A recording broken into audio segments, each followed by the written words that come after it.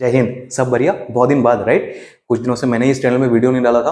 बीच में हालांकि मैंने काइनेमेटिक्स के ऊपर एक छोटा सा शॉर्ट वीडियो मैंने डाला हुआ था 2 मिनट का, जहाँ पे हम लोगों ने ट्रेलर के तौर पे डाला हुआ था। बेसिकली मैंने वहाँ पे दो चीज डिस्कस किया था कि मतलब इनर्शियल फ्रेम क्या होता है, दूसरा नॉन इनर्शियल फ्रेम क्या होता है, कि अर्थ एक इनर्शियल फ्रेम होता है या नॉन इनर्शियल फ्रेम होता है। और भैया हम लोग को पता चला था कि अर्थ एक non inertial frame of reference होता है। ठीक है, non inertial frame of reference होता है अर्थ। ठीक है, तो बेसिकली आज से हम लोग काइनेमेटिक्स के ऊपर डेडिकेटेडली कुछ आने वाले कुछ लेक्चर्स हम लोग काइनेमेटिक्स को फॉलो करने वाले हैं। और पहले होगा मोशन इन स्ट्रेट लाइन। पहला चैप्टर काइनेमेटिक्स में क्या है, मोशन इन स्ट्रेट लाइन। दूसरा है मोशन इन प्लेन। ठीक है, पिछले कुछ दिनों मतलब इतने दिनों में अगर शुरू कर दिया होता तो मोशन इन स्ट्रेट लाइन तो कब का खत्म हो चुका होता। लेकिन हालांकि तबीयत थोड़ा डाउन था और मतलब पर्सनल कुछ रीजन भी थे, तो इसलिए वीडियो नहीं डाल पाए। लेकिन टेंशन मत लो, एक हफ्ते में पूरा काइनेमेटिक्स का मोशन इन स्ट्रेट लाइन में खत्म करवा दूंगा। उसके बाद मोशन इन प्लेन पढ़ेंगे। ठीक है, तो समझो दो चैप्टर है, motion in straight line, motion in plane. बहुत बढ़िया। ठीक है, number 1 motion in straight line. ठीक है, बात करते हैं इसके बारे में। देखो फिजिक्स का सबसे बेस्ट पार्ट क्या है पता है, किसी भी चैप्टर के बारे में आपको पता करना हो, उस चैप्टर का नाम पढ़ लीजिए, उस नाम को समझ जाओ, चैप्टर अपने आप समझ में आ जाएगा।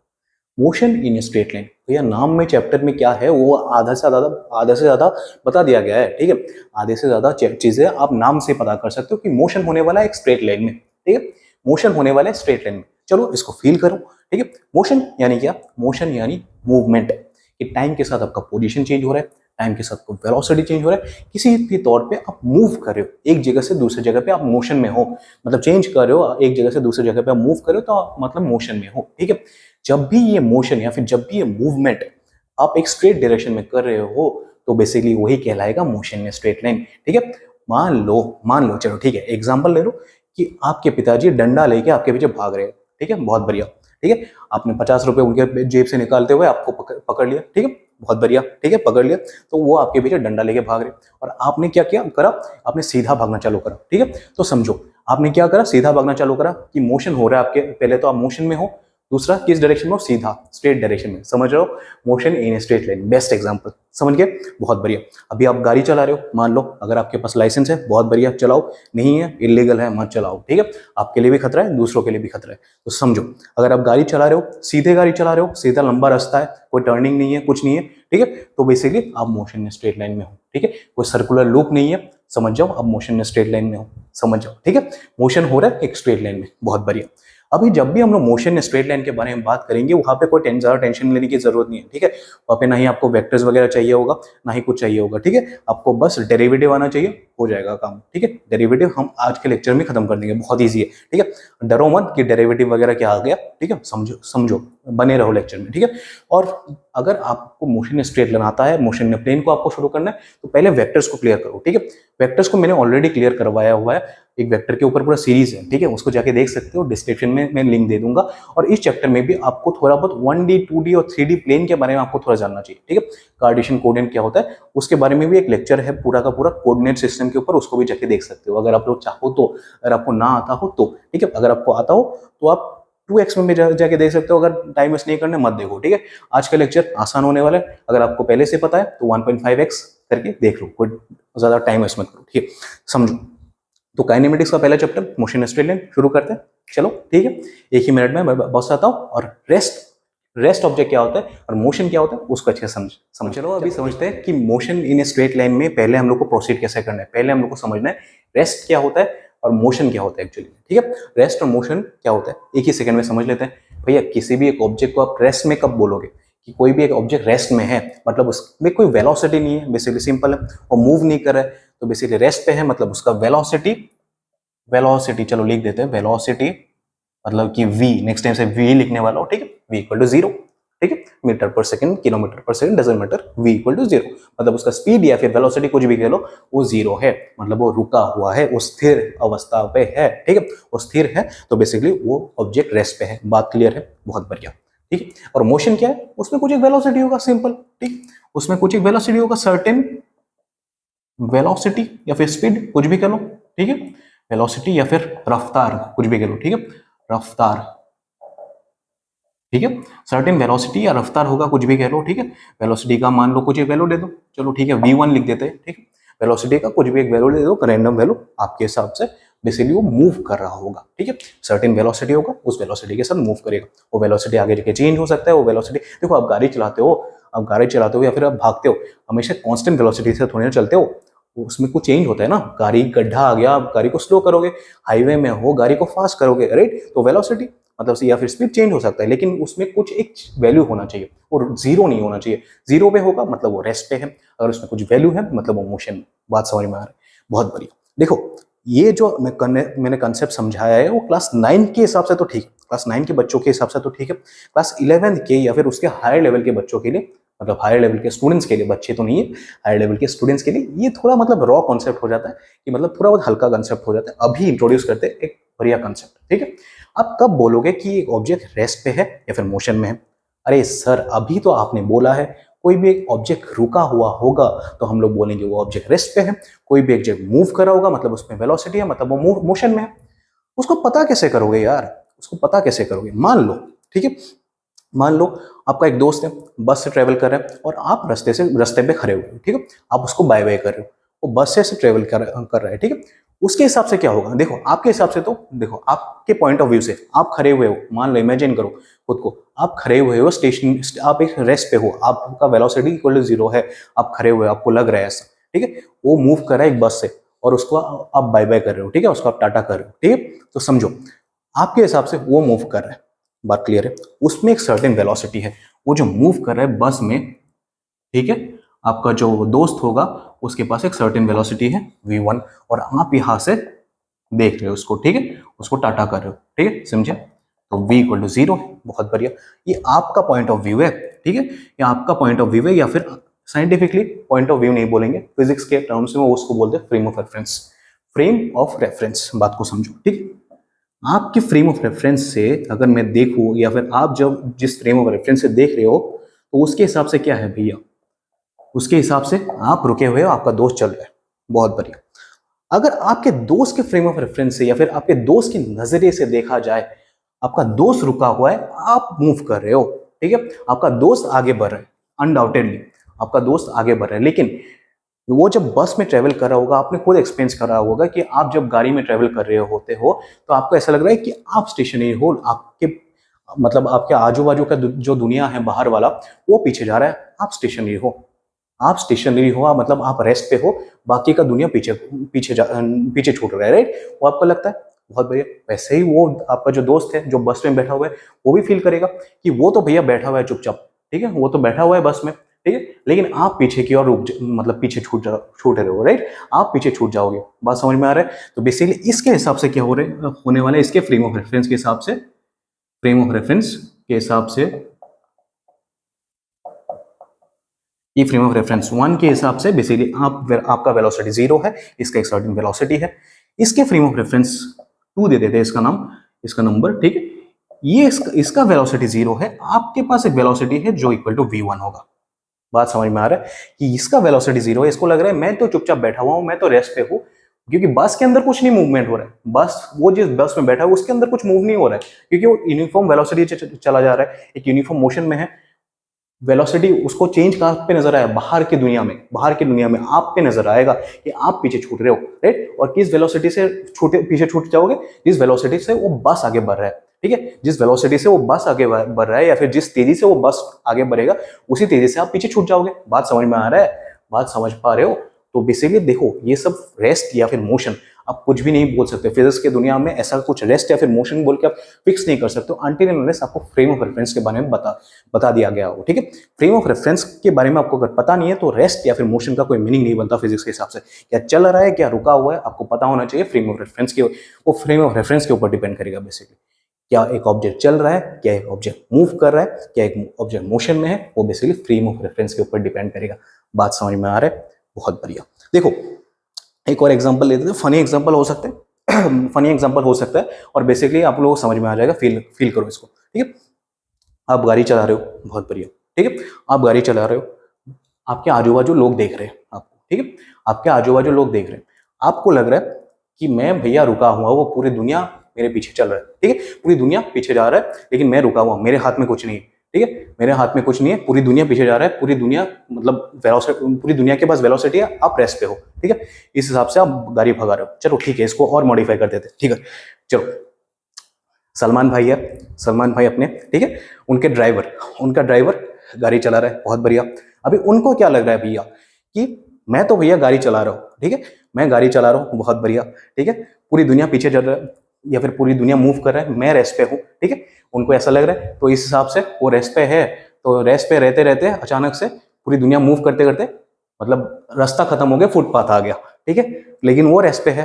तो उन्होंने सोचा कि ब्रेक ब्रेक नहीं दबाना है भैया, पूरी दुनिया मतलब पीछे जा रही है तो दुनिया ब्रेक मारेगा, ठीक है, बाहर की दुनिया ब्रेक मारने वाला है, मुझे ब्रेक नहीं दबाना है। तो चढ़ गया फुटपाथ के ऊपर। लेकिन बाहर की दुनिया के हिसाब से सोचो, बाहर की दुनिया के हिसाब से वो लोग तो स्टेशनरी है भैया, गाड़ी मूव करके उनके ऊपर आ रहा है, ठीक है, बात समझ में आ रहा है। तो इसलिए hands proved Salman Khan was not guilty, it was the frame of reference, ठीक है, ये फ्रेम ऑफ रेफरेंस के चक्कर में उन्होंने ब्रेक नहीं लगाया, ठीक है, फ्रेम ऑफ रेफरेंस के हिसाब से वो रेस्ट पे थे ऑलरेडी, वो रेस्ट पे थे, तो उनको थोड़ी ना फर्क पड़ेगा, पूरी दुनिया मूव कर रहे हैं, दुनिया वाले ब्रेक लगाए, क्या फर्क पड़ता है, ठीक है। लेकिन बाहर वाले के नजरिए से देखो तो वो मूव कर रहे थे, मतलब जो गाड़ी में बैठे हुए थे सलमान खान जी के ड्राइवर, वो मूव कर रहे थे गाड़ी को बेसिकली, और वो लोग स्टेशनरी थे, तो इसलिए इंपैक्ट हो गया, और जो हुआ सबको पता है, ठीक है, समझ में आ गया, बहुत बढ़िया, ठीक है, छोटा मोटा एग्जांपल है, बहुत बढ़िया, ठीक है। अभी आगे बढ़ते हैं फ्रेम ऑफ रेफरेंस से, ठीक है, फ्रेम ऑफ रेफरेंस समझ में आ गया।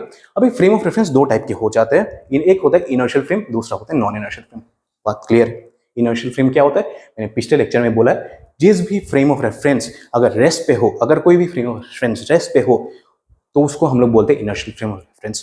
पहले तो रेस्ट पे हो, दूसरा अगर मूव कर रहा हो, अगर वो फ्रेम ऑफ रेफरेंस मूव कर रहा हो, मूव करे कोई दिक्कत नहीं है, अगर वो मूव कर रहा हो और यूनिफॉर्म वेलोसिटी के साथ मूव कर रहा हो, बात को समझो। पहले तो पहला कंडीशन क्या है, इनर्शियल फ्रेम ऑफ रेफरेंस, चलो इनर्शियल फ्रेम, ठीक है, इसका पहला कंडीशन उसका वेलोसिटी रेस्ट पे हो, पहला कंडीशन, बहुत बढ़िया, ठीक है। दूसरा, अगर वेलोसिटी रेस्ट पे नहीं हो तब भी चलेगा, कोई दिक्कत नहीं है, लेकिन वो वेलोसिटी क्या होना चाहिए, वो वेलोसिटी, या फिर इसको चलो v लिख देते हैं, ठीक है, वेलोसिटी 0 है, और दूसरा क्या है, यूनिफॉर्म हो, यूनिफॉर्म हो, ठीक है, यूनिफॉर्म वेलोसिटी, मतलब कि एक्सेलरेशन 0, बात समझ में आ रहा है कि यूनिफॉर्म वेलोसिटी मतलब क्या है, एक्सेलरेशन 0 हो रहा है ना, आप कुछ एक्सेलरेट नहीं कर रहे हो, इसलिए आपका वेलोसिटी यूनिफॉर्म है, बहुत बढ़िया, तो उसको हम लोग बोलेंगे uniform inertial frame of reference, ठीक है।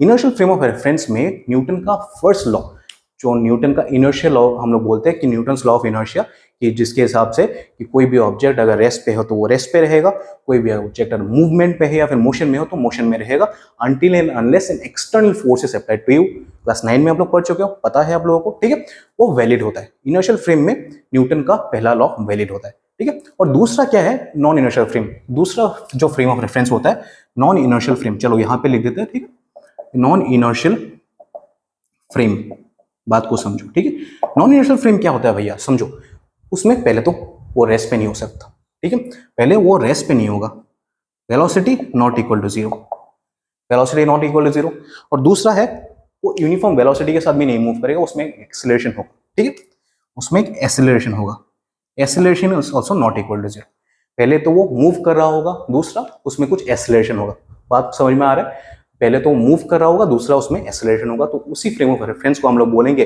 फिर उसी ऑब्जेक्ट को हम लोग बोलेंगे, ठीक है। फ्रेम ऑफ रेफरेंस अगर समझ में दिक्कत आ रहा है तो आप एक ऑब्जेक्ट की तरह सोच सकते हो, कोई भी ऑब्जेक्ट अगर मूव कर रहा हो और उसमें एक्सेलरेशन हो, कि वो टाइम के साथ उसका वेलोसिटी में कुछ चेंज आ रहा है, तो उसी को हम लोग एक्सेलरेशन बोलते हैं, कि टाइम के साथ अगर उसका वेलोसिटी में कुछ चेंज आ रहा है वो उसी को हम लोग एक्सेलरेशन बोलते हैं। तो उसमें अगर एक्सेलरेशन है उस ऑब्जेक्ट में या फिर उस फ्रेम ऑफ रेफरेंस में, तो उसको हम लोग बोलेंगे non inertial frame of reference.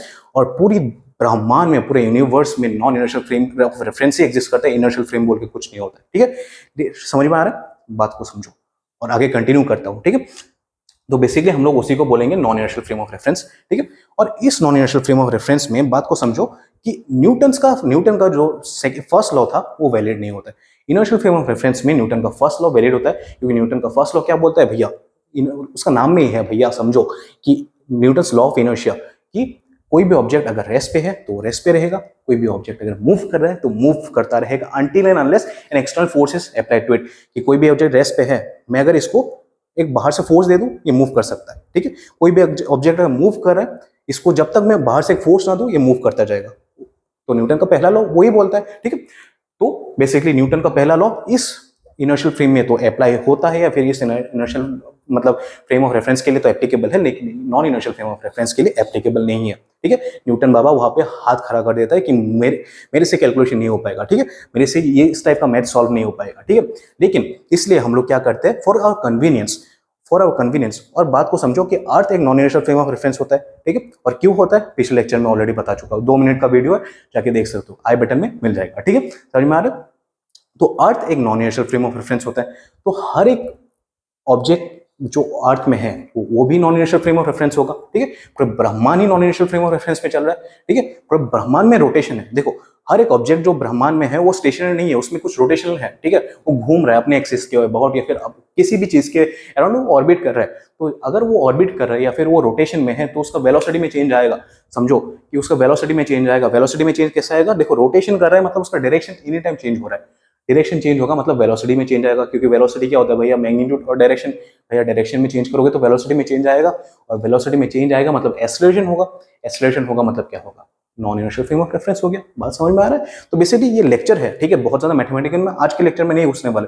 5 minute रुक जाओ, घुस जाएंगे। ठीक है, डेरिवेटिव करेंगे, उसमें घुस जाएंगे, टेंशन मत लो। ठीक है, तो बात को फील करो, इसलिए आराम से समझो। ठीक है, तो basically non inertial frame of reference से एग्जिस्ट करता है, लेकिन non inertial frame of reference में तो न्यूटन लॉ हाथ खड़ा कर देता है, हम लोग तो कैलकुलेट नहीं कर पाएंगे। तो इसलिए एक बड़ा सा दिल रख के, एक बड़ा सा अप्रोच रख के हम लोग क्या बोलते हैं, अर्थ इज एन इनर्शियल फ्रेम हम लोग कंसिडर करते हैं। लेकिन अगर आपको क्वेश्चन में पूछा जाए कि मतलब is earth an inertial frame और नॉन इनर्शियल फ्रेम, आपको लिखना है नॉन इनर्शियल फ्रेम। लेकिन कैलकुलेशन के लिए, कन्वीनियंस के लिए, for our convenience, for our own convenience, हम लोग क्या पकड़ते हैं भैया? Earth is an inertial frame पकड़ लो, उसमें एक्सेलरेशन को हम लोग 0 पकड़ लेते हैं ताकि वो इनर्शियल फ्रेम ऑफ रेफरेंस में आ जाए। तो बेसिकली हम लोग मतलब आराम से कैलकुलेशन वगैरह कर सकते हैं। ठीक है, आप लोग कैलकुलेशन वगैरह आराम से कर सकते हो। बात समझ में आ चुका है? क्योंकि देखो, उसके पीछे भी कारण है, उसके पीछे भी लॉजिक है। जो रोटेशन वेलोसिटी होता है वो मतलब उतना भी ज्यादा नहीं होता है कि आपको कंसिडर करना पड़े, तो उसको आप लोग साइड में कर सकते हो। ठीक है, उसको साइड में कर दो, कोई दिक्कत नहीं होगा। आप इनर्शियल फ्रेम ऑफ रेफरेंस अर्थ को पकड़ लो, आराम से उस पर कैलकुलेशन करो, आपका आंसर निकल जाएगा।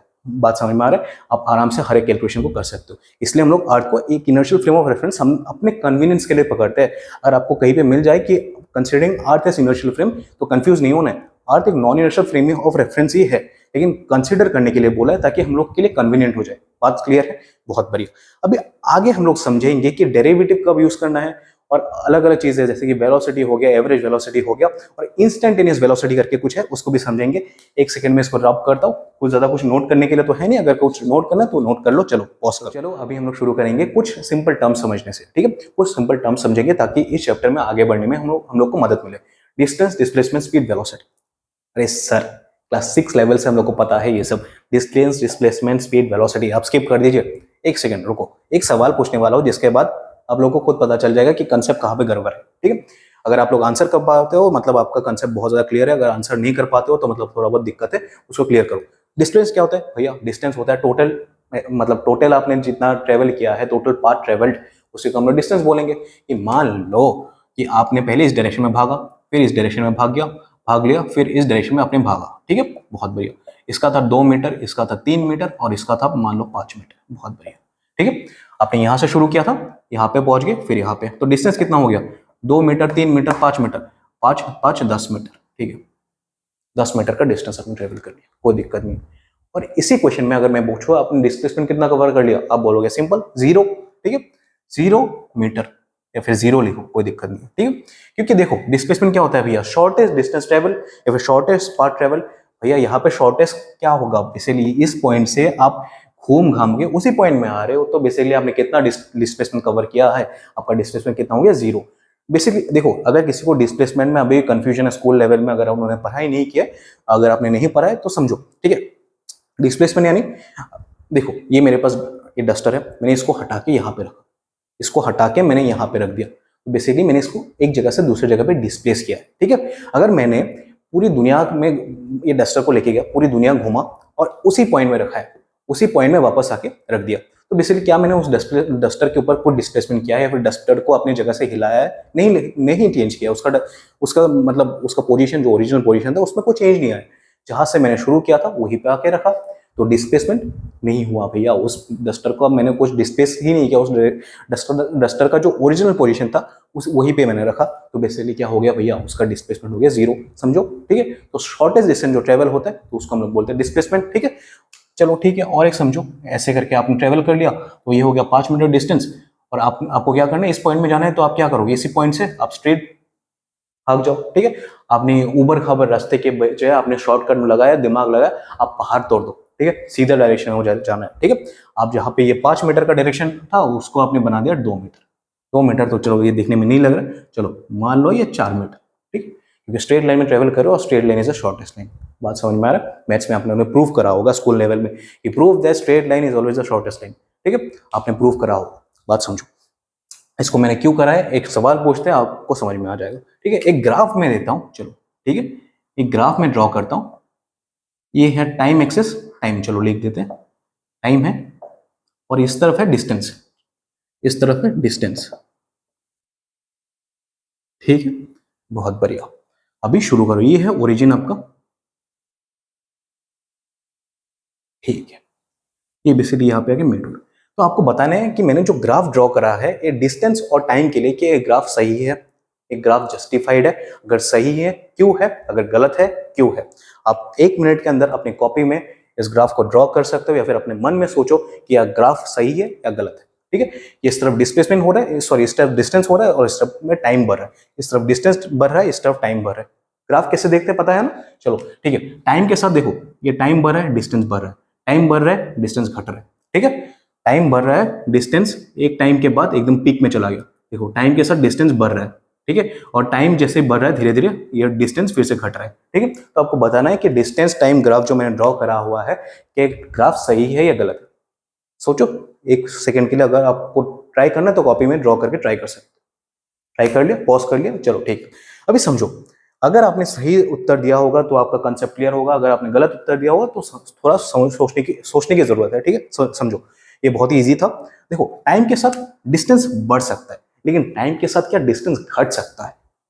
देखो टाइम के साथ कभी डिस्टेंस घट ही नहीं सकता, टाइम के साथ आपका डिस्प्लेसमेंट घट सकता है, कोई दिक्कत नहीं है। कि टाइम बढ़ रहा है लेकिन आपका डिस्प्लेसमेंट 0 हो सकता है, कोई दिक्कत नहीं है। कि अपनी जैसे कि मैंने बोला है कि डिस्प्लेसमेंट क्या होता है भैया, शॉर्टेस्ट डिस्टेंस ट्रेवल, उसमें टाइम का कुछ कंसिडरेशन नहीं है। कि पूरे दिन भर आप मान लो, पूरे दिन भर आपने काम करा है, पूरे दिन भर आपने दुनिया घूमा है, अपने ऑफिस गया, आप अपने कॉलेज गए, अपने स्कूल गए, बहुत बढ़िया, लेकिन अल्टीमेटली आप आके उसी बिस्तर पे आप सो गए जहां पे आप कल रात सोए थे या फिर कल आज सुबह उठे थे, तो अल्टीमेटली आपका डिस्प्लेसमेंट कितना हो गया? 0। आपका डिस्प्लेसमेंट कितना हो गया? 0। लेकिन डिस्टेंस बहुत ज्यादा है भैया। आपने स्कूल गया, आप स्कूल से ट्यूशन गए, आप स्कूल से ट्यूशन से आके खेलने के लिए चले गए, कुछ भी करा, तो डिस्टेंस बहुत ज्यादा ट्रेवल किया। लेकिन क्योंकि आपने शुरुआत अपने दिन का शुरुआत आपने उसी बिस्तर से करा हुआ था और रात को उसी बिस्तर में सो गए, एक ही पोजीशन में हो, तो डिस्प्लेसमेंट आपका 0 हो गया। लेकिन टाइम बढ़ रहा है लेकिन डिस्प्लेसमेंट आपका तब भी 0 है, तो डिस्प्लेसमेंट घटा है कि नहीं घटा है? डिस्प्लेसमेंट घटा है, राइट। डिस्प्लेसमेंट एक टाइम तक बढ़ रहा था लेकिन घट गया।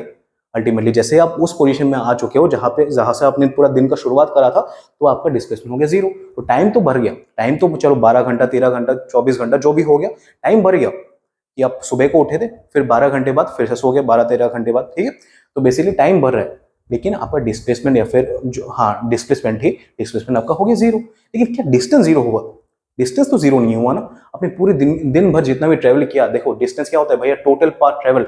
आपने पूरे दिन भर ट्रेवल किया, स्कूल गए, फिर ट्यूशन गए, ट्यूशन से घर आए, ठीक है, तो उसके बाद खेलने के लिए चले गए, तो बहुत ज्यादा आपको चेंज हो रहा है, बहुत ज्यादा डिस्टेंस आप ट्रेवल कर चुके हो। तो डिस्टेंस कभी भी कम नहीं हो सकता, डिस्टेंस टाइम के साथ हमेशा इंक्रीज होगा, डिस्टेंस टाइम के साथ हमेशा इंक्रीज होगा।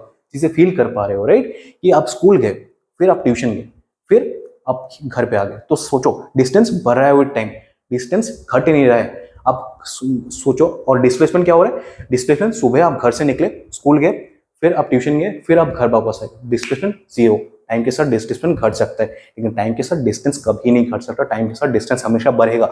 और इस ग्राफ में देखो कि एक टाइम तक तो डिस्टेंस बढ़ रहा है, बहुत बढ़िया, इस टाइम तक डिस्टेंस बढ़ रहा है, लेकिन उसके बाद टाइम इंक्रीज हो रहा है, टाइम इस तरफ इंक्रीज हो रहा है। मान लो ये टाइम इक्वल टू 1 आवर पकड़ लो, फिर टाइम इक्वल टू 1 आवर जैसे पार हो गया, तो बेसिकली क्या हो रहा है? डिस्टेंस घट रहा है। डिस्टेंस देखो ऐसे डाउनफॉल हो रहा है, पहले तो बढ़ रहा था डिस्टेंस, बहुत बढ़िया, लेकिन उसके बाद डाउन हो रहा है। तो डिस्टेंस कभी भी घट नहीं सकता है। डिस्टेंस जब भी घटता हुआ नजर आए विद टाइम, तो उसमें कुछ गड़बड़ है, तो ये ग्राफ इनवैलिड है, ठीक है। ये ग्राफ इनवैलिड है और रॉन्ग, कुछ भी कह लो, ठीक है। इनवैलिड और रॉन्ग, बात समझ में आ रहा है? बहुत बढ़िया, समझ में आ गया। अभी समझो कि क्या आपको यह पता था डिस्टेंस और डिस्प्लेसमेंट? क्या आपने इस तरह से कभी सोचा था? मैंने भी नहीं सोचा था ऑब्वियसली, मैंने ये किसी बुक से उठाया हुआ है, मैं पढ़ रहा था तो मुझे ये क्वेश्चन अच्छा लगा तो मैंने उठा लिया, ठीक है।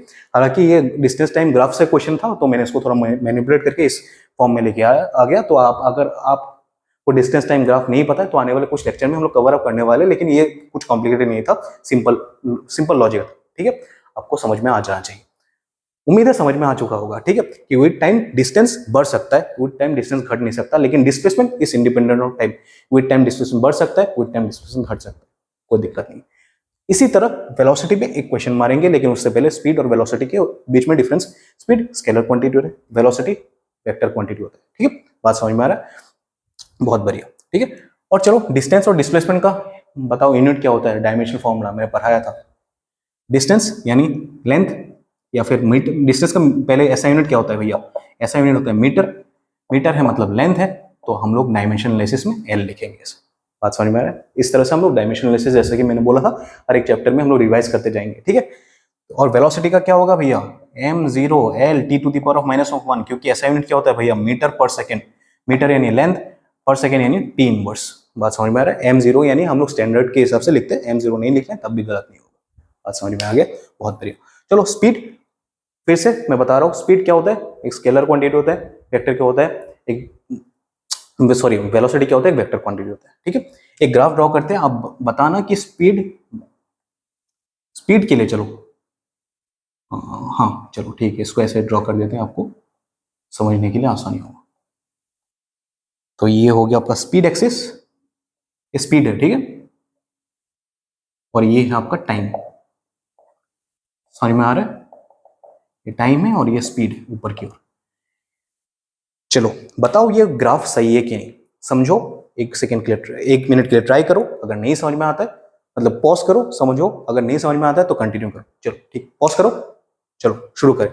समझो स्पीड क्या हो रहा है, विद टाइम बढ़ रहा है, बहुत बढ़िया, विद टाइम घट रहा है, स्पीड घट सकता है। देखो आप भागते हो या फिर आप गाड़ी चलाते हो, हमेशा तो टाइम के साथ स्पीड कांस्टेंट थोड़ी ना होता है, या फिर टाइम के साथ स्पीड थोड़ी ना बढ़ता है, वो तो हम लोग के ऊपर डिपेंड करता है कब गाड़ी का स्पीड बढ़ाना है, कब गाड़ी का स्पीड घटाना है। स्पीड टाइम के साथ कुछ भी हो सकता है, ठीक है, बढ़ सकता है, घट सकता है, कोई दिक्कत नहीं। लेकिन क्या स्पीड निगेटिव हो सकता है, नहीं हो सकता, कभी नहीं हो सकता, स्पीड निगेटिव नहीं हो सकता। आपने कभी सुना है कि आपका गाड़ी निगेटिव स्पीड में भाग रहा है, नहीं भागेगा कभी, ठीक है, आपका गाड़ी निगेटिव स्पीड में नहीं भागेगा, ठीक है, आपका गाड़ी हमेशा पॉजिटिव स्पीड में भागता है, या फिर रेस्ट में होता है 0 किलोमीटर पर आवर या फिर 100 किलोमीटर पर आवर, ठीक है, कभी -100 किलोमीटर आपने नहीं सुना होगा, ठीक है। समझ में आ रहा है, तो स्पीड कभी भी निगेटिव नहीं हो सकता। तो अभी समझो कि ये देखो टाइम के साथ बढ़ रहा है, बहुत बढ़िया, टाइम के साथ घट रहा है, बहुत बढ़िया, जीरो हो रहा है, इस पॉइंट में जीरो हो रहा है स्पीड, ठीक है, इस पॉइंट में स्पीड जीरो हो रहा है, टाइम बढ़ रहा है लेकिन इस पॉइंट में स्पीड जीरो हो रहा है, कोई दिक्कत नहीं है, स्पीड जीरो हो सकता है, गाड़ी रुक सकता है। क्या गाड़ी नेगेटिव स्पीड में जा सकता है, नहीं जा सकता, लेकिन यहाँ पे तो जा रहा है भैया, नेगेटिव में तो जा रहा है, तो अल्टीमेटली ये इस पार्ट के वजह से आपका ग्राफ गलत है, ठीक है। फिर से गाड़ी जीरो पे आ गया, गाड़ी अपने स्टार्ट करा, फिर से जीरो पे आ गया, गाड़ी अपने बंद करा, कोई दिक्कत नहीं है, लेकिन गाड़ी नेगेटिव स्पीड में नहीं जा सकता, तो ये ग्राफ गलत है। Speed time graph is wrong, ठीक है, इन दिस केस। बात समझ में आ रहा है, बहुत बढ़िया। अगर आपने ये सही एज्यूम कर लिया था, कांग्रेचुलेशंस, अगर गलत एज्यूम कर लिया, सीख गया, अभी कोई दिक्कत नहीं है, आगे से गलती मत करो, ठीक है। इस तरह से आपने स्पीड, वेलोसिटी, ये सबको एक अलग नजरिए से आपने समझ लिया, ठीक है। आज से पहले ऐसे नहीं देखा होगा, या फिर किसी और फैकल्टी से अगर देख लिया होगा, कोई दिक्कत नहीं है, इसमें भी देख लो, क्या दिक्कत है, थोड़ा बहुत रिफ्रेश हो जाएगा। नहीं देखना हो, टाइम वेस्ट मत करो बस, ठीक है। अगर आपको ऑलरेडी इस सब में एक्सपर्ट हो, टाइम वेस्ट मत करो, खुद से पढ़ाई करो, ठीक है। बात समझ में आ रहा है। अभी समझो, अभी हम लोग बात करें एवरेज स्पीड के बारे में या फिर स्पीड के बारे में बात करें, अभी हम लोग बात करेंगे एवरेज स्पीड के बारे में, और उसके बाद इंस्टेंटेनियस स्पीड के बारे में। 1 सेकंड में मिटा देते हैं, उसके बाद वापस आते हैं फिर से। तो चलो अभी हम लोग एवरेज स्पीड या फिर एवरेज वेलोसिटी को समझते हैं, ठीक है, बहुत ही आसानी से समझेंगे। तो मान लो आप घर पे हो, आपको स्कूल जाना है, आपके घर से स्कूल का डिस्टेंस है 1.2 किलोमीटर, ठीक है, 1.2 किलोमीटर, इसलिए अभी आपको पता चल जाएगा, मेरे लिए कन्वीनियंट होगा भैया, मतलब वो कैलकुलेशन के लिए आसानी होगा, इसलिए मैंने पकड़ा हुआ है। आपके घर से स्कूल की डिस्टेंस कितना है, 1.2 किलोमीटर। चलो बना लेते हैं, ये आपका घर, ये आपका स्कूल या फिर कॉलेज, इसका डिस्टेंस कितना है, 1.2 किलोमीटर, और इसको हम लोग पकड़ेंगे 0 किलोमीटर, क्योंकि जहां पे आप खड़े हो, जिस घर में आप खड़े हो, उसको आप 0 किलोमीटर ही पकड़ोगे, आपका इनिशियल पोजीशन है भैया, तो आपका इनिशियल पोजीशन को आप 0 पकड़ोगे, कोई दिक्कत नहीं है, ठीक है। तभी आपको पता चलेगा, अगर इनिशियल पोजीशन आप 0 पकड़ोगे, 0 किलोमीटर पकड़ोगे, तभी आपको पता चलेगा कि स्कूल की डिस्टेंस कितना है, 1.2 किलोमीटर। बहुत बढ़िया, बात समझ में आ रहा है, ठीक है। और आपको ये डिस्टेंस ट्रेवल करने के लिए मान लो आपको चाहिए 10 मिनट, ठीक है। आपको कितना मिनट चाहिए, 10 मिनट, बहुत बढ़िया। और उसी तरह आप इनिशियल आपका जो टाइम होगा उसका हम लोग 0 पकड़ेंगे। अरे भैया कैलकुलेशन आसान करना है और कुछ नहीं, ठीक है। इनिशियल टाइम को हम लोग 0 पकड़ लेते हैं और आपको पहुंचने के लिए कितना टाइम चाहिए, 10 मिनट, ठीक है। और मुझे निकालना है या फिर स्पीड, या फिर स्पीड, यहाँ पे हम लोग स्पीड निकालना है। अब हम लोग को स्पीड निकालना है, समझो यहाँ पे हम लोग डायरेक्टली स्पीड नहीं बता सकते, हम लोग को निकालना पड़ेगा एवरेज स्पीड। क्यों निकालना पड़ेगा अभी बताते हैं। देखो आप साइकिल से ट्रेवल कर रहे हो, क्या आपका साइकिल का स्पीड या फिर साइकिल का वेलोसिटी हमेशा कांस्टेंट रहेगा? नहीं रहेगा। कहीं पे आपने स्पीड बढ़ाया होगा, कहीं पे आपने स्पीड घटाया होगा। बात समझ में आ रहा है? कहीं पे आपने स्पीड बढ़ाया होगा, कहीं पे अपने स्पीड घटाया होगा। रास्ते में आपका क्रश दिख जाए, आपका गर्लफ्रेंड दिख जाए, स्पीड घटाया होगा। आपके पीछे कुत्ता बढ़ जाए, स्पीड बढ़ाया होगा। बात समझ में आ रहा है? स्कूल के लिए लेट हो, स्पीड बढ़ाओगे। स्कूल के लिए थोड़ा जल्दी निकल जाओ, आराम से चलाओगे, राइट। तो बात समझ में आ रहा है? आप यूनिफॉर्म स्पीड के साथ तो ट्रेवल नहीं कर रहे हो, तो आपका स्पीड में कुछ वेरिएशन है। तो हम लोग को कैसे पता चलेगा आपने कितना स्पीड ट्रेवल करा है, कितने स्पीड से ट्रेवल करा हुआ है? तो आप क्या करोगे, अल्टीमेटली स्पीड का आप एवरेज निकाल दोगे। एवरेज निकाल दो, आपको पता चल गया आपने कितना स्पीड से ट्रेवल कर लिया। तो आपको अब अगर एवरेज स्पीड निकालना है, देखो स्पीड का फॉर्मूला क्या होता है, distance upon time. Same formula लगाना है भैया, सिर्फ आपको क्या करना है, total distance travel, total distance travel divide by total time taken. Simple, total time taken. अरे भैया समझो, आपका जो मार्कशीट आता है मतलब हर साल एनुअल एग्जाम के बाद जब आपका रिपोर्ट कार्ड आता है, तो वहां पे क्या होता है, जब आपका एवरेज करा जाता है तो वहां पे क्या होता है, total marks of 10 divide by total number of subjects. वही तो मैं कर रहा हूँ। टोटल डिस्टेंस ट्रेवल, आपका ट्रेवलिंग डिस्टेंस जो है, टोटल डिस्टेंस जो ट्रेवल करा हुआ है, डिवाइड बाय, मैं अगर टाइम को डिवाइड कर दूं तो मेरे पास आया कि नहीं, स्पीड आया कि नहीं, एवरेज स्पीड आया कि नहीं। बहुत बढ़िया, ठीक है। अगर आपको मान लो किसी दिन आपको 10 मिनट लग सकता है, किसी दिन आपको, जिस दिन आपको क्रश नजर आ जाए उस दिन 15 मिनट लगेगा, जिस दिन आपको आपके पीछे कुत्ता पड़ जाए उस दिन आपको 5 मिनट लगेगा। तो वेरिएशन आ रहा है टाइम के साथ, ठीक है। तो जिस दिन आपको 5 मिनट लगा तो बेसिकली वहां पे आपका एवरेज स्पीड बढ़ जाएगा। जिस दिन आपको 15 मिनट लगा उस दिन आपका एवरेज स्पीड घट जाएगा, ठीक है। आपका स्पीड घट जाएगा, तो उसी तरह हम लोग, उसी हिसाब से हम लोग को पता चलेगा कि आपका एवरेज स्पीड क्या था, उसी तरह से आप लोग को पता चलेगा कि स्पीड क्या था। बात समझ में आ रहा है? ठीक है। तो टोटल डिस्टेंस ट्रेवल सिंपल है, तो T2 माइनस ऑफ T1 करना है, sorry T2 minus of T1 नहीं, S2 माइनस ऑफ S1 कर दो, ठीक है, डिवाइड बाई S2 करोगे या फिर X2, चलो ठीक है, कोई दिक्कत नहीं है। अभी के लिए simple, X2 minus of X1 और T2 minus of T1।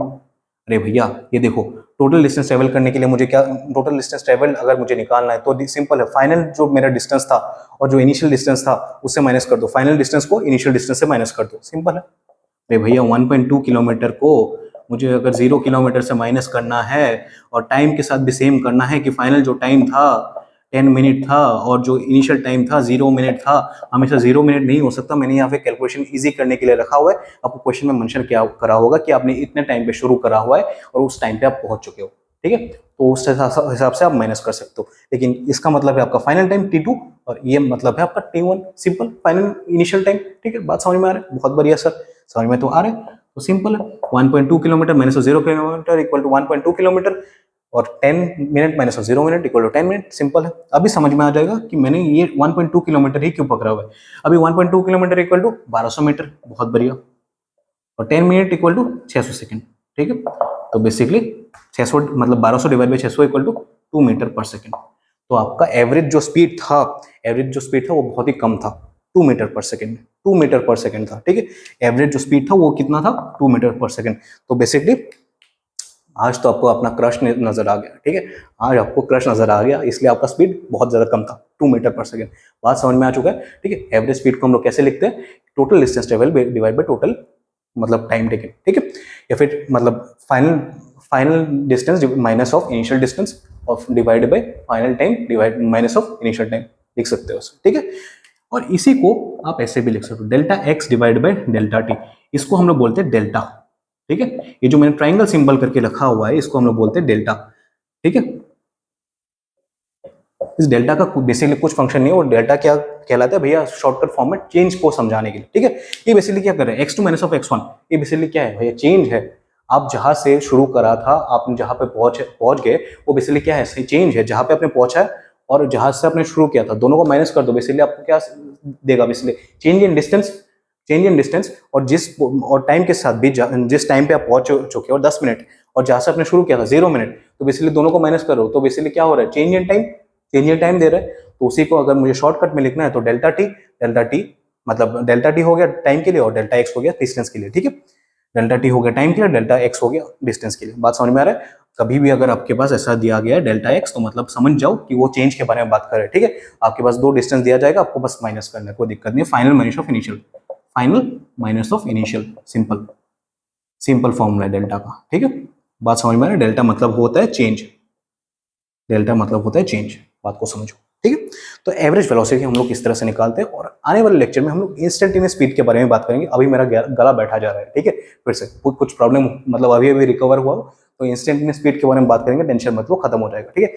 Instantaneous velocity, उसके बाद हम लोग मतलब वेलोसिटी टाइम ग्राफ के बारे में बात करेंगे, डिस्टेंस टाइम ग्राफ के बारे में बात करेंगे, और हम लोग कुछ स्पेशल फॉर्मूला जो आप लोगों ने पढ़ा होगा, Newton's laws of motion, S equal to U T plus of half A T square, V equal to U plus A T, उसे हम लोग निकालने वाले, प्रूव करने वाले थ्रू ग्राफ मेथड, ठीक है। ग्राफ के थ्रू हम लोग प्रूव करने वाला, टेंशन मतलब बहुत ही आसानी से आने वाले 6 लेक्चर में हम लोग खत्म करेंगे, और स्पेशली कुछ सम्स करने वाले इस चैप्टर पे, ठीक है, ताकि आप लोगों का कंसेप्ट और क्लियर हो जाए। आज का लेक्चर तो बहुत ज्यादा बेसिक था, उम्मीद है बहुत ज्यादा मजा आया होगा। देखो, मैं रोज ट्राई करता हूँ थोड़ा बहुत इंप्रूव करने का, लेकिन कभी कभी तबीयत साथ नहीं देता है, कभी कभी मूड साथ नहीं देता है, तो मतलब प्रॉब्लम होता है। लेकिन हाँ, हमेशा ट्राई करता हूँ थोड़ा बहुत बेटर हर वीडियो में थोड़ा बहुत बेटर करने का।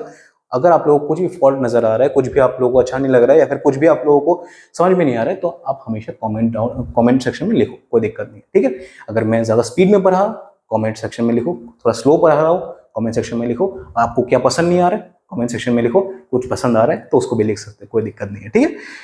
बात समझ में आ रहा है? तो मिलते हैं अगले लेक्चर में। इंस्टेंटेनियस वेलोसिटी के साथ शुरू करेंगे। बेसिकली इंस्टेंटेनियस क्या होता है, बेसिकली आपको पता चल जाएगा कि आप कल किसके साथ थे, आप कल इस टाइम पे किसके साथ थे, आपको पता चल जाएगा। यहाँ पे हम लोगों ने पढ़ा एवरेज स्पीड के बारे में। तो मान लो मुझे पता करना है कि इस टाइम पे, मान लो आपका, मुझे किसी तरह पता करना है इस टाइम पे आपका स्पीड, तो मान लो इस टाइम पे आपका स्पीड हो गया था 1 किलोमीटर पर सेकेंड, 1 किलोमीटर पर सेकेंड। बात समझ में आ रहा है? इस टाइम पे आपका स्पीड हो चुका था 1 किलोमीटर पर सेकेंड। तो मुझे ये कैसे पता चलेगा 1 किलोमीटर पर सेकेंड कैसे हो चुका था? मैं देख के बता सकता हूँ कि 1 किलोमीटर पर सेकेंड हो चुका था उस टाइम पे, ठीक है। थ्रू डेरिवेटिव हम लोग सीखेंगे। मतलब कि बेसिकली कि देखो, हम लोग यहाँ पे एवरेज वेलोसिटी निकाल रहे थे, और इंस्टेंटेनियस बेसिकली क्या है, इंस्टेंटेनियस यानी इसी इंस्टेंट के बारे में हम लोग बात करेंगे, ठीक है। इस पर्टिकुलर टाइम के बारे में बात करेंगे, फिर पर्टिकुलर पोजीशन के बारे में बात करेंगे। इंस्टेंट यानी पता है ना, इंस्टेंट यानी इंग्लिश वर्ड है, सिंपल, एक पल, इंस्टेंट यानी पल मतलब हर एक पल। समझ में आ रहा है? किसी एक पल में अगर मुझे एक वेलोसिटी निकालना है, या फिर डिस्टेंस निकालना है, या फिर कुछ भी निकालना है, टाइम निकालना है, तो उसको हम लोग निकाल सकते हैं थ्रू इंस्टेंटेनियस फॉर्मूलास, ठीक है। तो बेसिकली हम लोग डेरिवेटिव के बारे में अगले लेक्चर में बात करेंगे। अगले लेक्चर प्रोबेबली परसों या फिर उसके बाद आने वाले, कोई दिक्कत नहीं है। आप लोग समझ जाओगे, प्रैक्टिस करते हो, किसी भी फैकल्टी के पास पढ़ रहे हो, प्रैक्टिस करते रहो, ठीक है। बस खुद से मेहनत करते रहो, हो जाएगा, टेंशन मत लो। अगर कोई सीनियर स्टूडेंट देख रहा है बीएचसी वगैरह का, या फिर कोई भी ऐसे देख रहे हो, उम्मीद है समझ में आ चुका होगा। कोई अगर कोर्स रिलेटेड कोई बंदा देख रहा है, उनको भी समझ में आ चुका होगा। उम्मीद करते हैं अगले लेक्चर में मिलते हैं। तब तक ये अपना हेल्थ का ख्याल रखिए, क्योंकि टाइम अभी बहुत ज्यादा, मतलब अभी बहुत ज्यादा गर्मी है, राइट। तो मतलब बहुत ज्यादा वेदर फ्लक्चुएशन बहुत ज्यादा होता है, तो आपका हेल्थ का ख्याल रखिए, पढ़ते रहिए, मजे करते रहिए, खुश रहिए, स्माइल करते रहिए पहले तो, ठीक है। स्माइल कीजिए और अच्छे से रहिए, ठीक है। तो मिलते हैं अगले लेक्चर में, तब तक के लिए जय हिंद, जय भारत, टाटा।